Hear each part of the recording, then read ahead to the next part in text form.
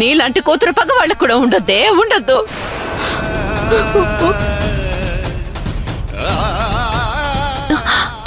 అత్తయ్య రే తప్పుకోరా. వదిన ఆగండి. అన్నయ్య మాధవ్, శౌర్య బాధని నువ్వైనా అర్థం చేసుకో. వాళ్ళ పెళ్లి జరిపిద్దాం ప్లీజ్ మాధవ్, నా మాట విను. మాధవ్ మాధవ్ అన్నయ్య మాధవ్.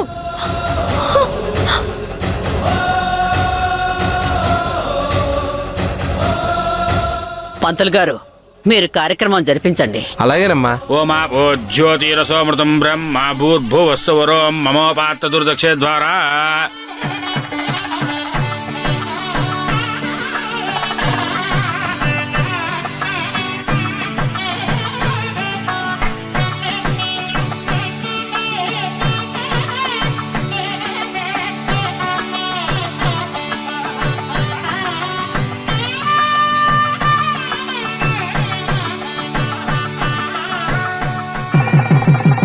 సర్వమంగళ మాంగళ్యే శివే సర్వార్థ సాధికే. సిద్ధార్థ ఆగు.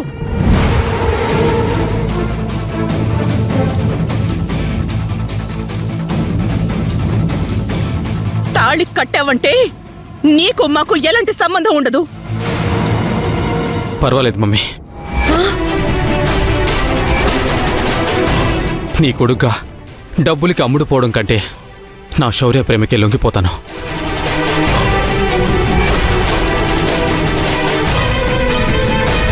నేను తాళి కడతాను, మీరు ఆశీర్వదించి వెళ్ళండి.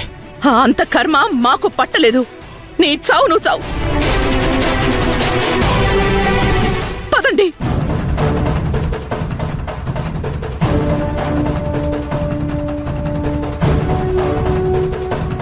బాబు, మాంగళ్య ధారణ కానివ్వండి. ఆపదామపహర్తారం ధాతారం సర్వసంపదాం లోకాభిరామం శ్రీరామం భూయో భూయో నమామ్యం. సర్వమంగళ మాంగళ్యే శివే సర్వార్థ సాధికే శరణ్యే త్ర్యంబకే దేవి నారాయణి నమోస్తుతే. శుక్లాం భరధరం విష్ణుం తిథివర్ణం చతుర్భుజం ప్రసన్నవదనం ధ్యాయే సర్వవిఘ్నో.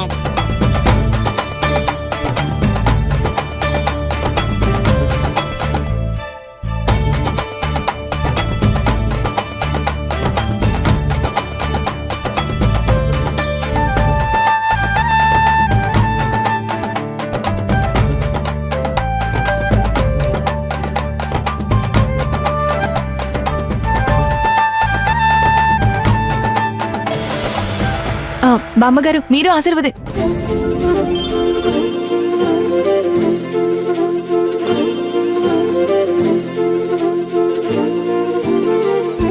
ఈ పెళ్లి జరిపించడానికే అన్నట్టుగా ఆ పెద్దావిడొచ్చారు. ఎవరావిడ?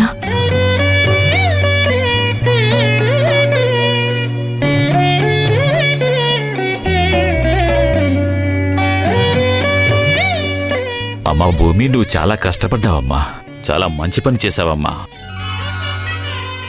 హ్యాపీగా ఉండండి, నిండు నూరేళ్లు చల్లగా ఉండండి. Thank you.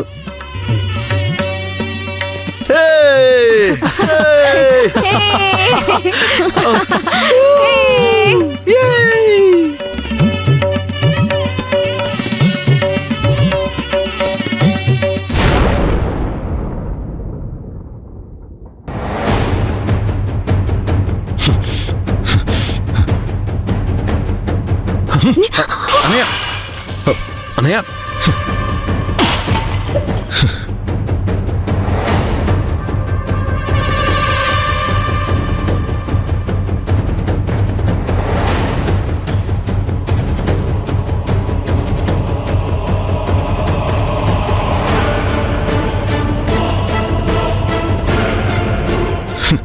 చూసారా నాన్న, మీ చిన్న కోడలు ఎంత పని చేసిందో. అందరిలోనూ మనందరి పరువు తీసేసింది.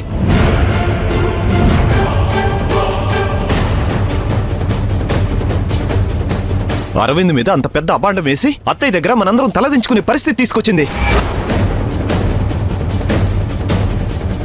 తను మొదటి నుండి సిద్ధార్థకి శౌర్యకి పెళ్లి చేయాలని చూస్తోంది. చివరికి తననుకున్నదే చేసింది. భూమి చేసింది తప్పే, శౌర్య చేసింది కూడా తప్పేరా. మీరు చెప్పినట్టే వింటాను, మీరు చూసిన సంబంధమే చేసుకుంటాను అని శౌర్య మాటిచ్చింది. కానీ మండపంలో చూసావు కదా ఎలా మాట్లాడిందో. ఏం చేస్తావు నాన్న, ఎవరికి వాళ్ళు సొంత నిర్ణయాలు తీసుకునేంత పెద్దవాళ్ళైపోయారు. తను చేసిన పనికి బయట తల ఎత్తుకుని ఎలా తిరగాలో అర్థం కావడం లేదు.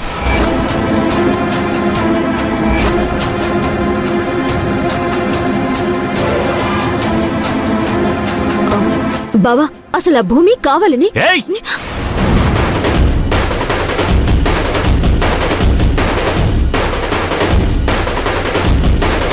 నువ్వు ఈ ఇంటి విషయాల్లో జోక్యం చేసుకోవద్దు.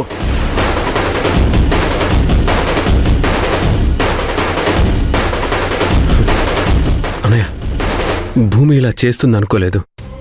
నువ్వు చెప్పినప్పుడే నేను ఆలోచించాల్సింది. కానీ భూమి అలా చేయదని గుడ్డిగా నమ్మాను.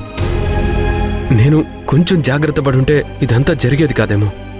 నా వల్లే ఇలా జరిగింది అన్నయ్య. ఇది నా తప్పే, నన్ను క్షమించన్నయ్య. రే, ఏంట్రా ఈ పిచ్చి పని? నువ్వెందుకు ఎలా చేస్తున్నావు? నువ్వెందుకు బాధపడుతున్నావు? వాళ్ళకి నచ్చినట్టు వాళ్ళు చేశారు.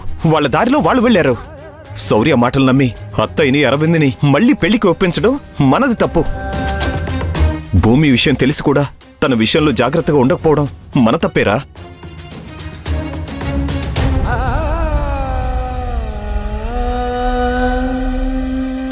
అలా మనం వాళ్ళని వీళ్ళని అనుకుని బాధపడ్డం కాదు రాఘవ.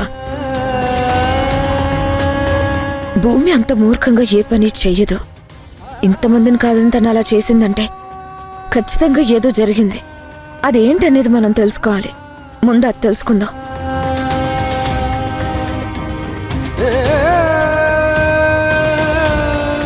ఏంటి తెలుసుకునేది?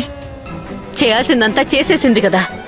పచ్చని పెళ్లి పందిట్లో అందరి ముందు పరువు తీసేసింది.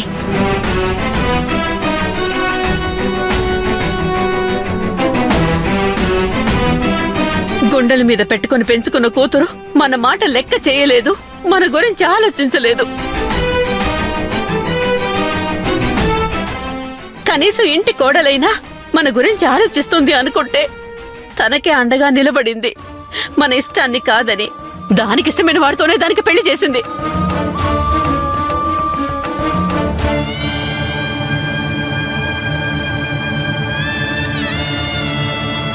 వదిలేవే. జరిగింది తెలుసుకొని బాధపడటం తప్పితే ఇప్పుడు చేయగలిగింది ఏమీ లేదు.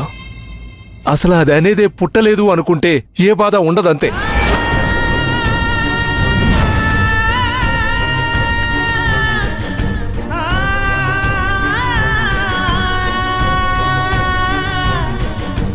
మావయ్య గారు, కన్నవాళ్ళు అలా ఆలోచించకూడదు.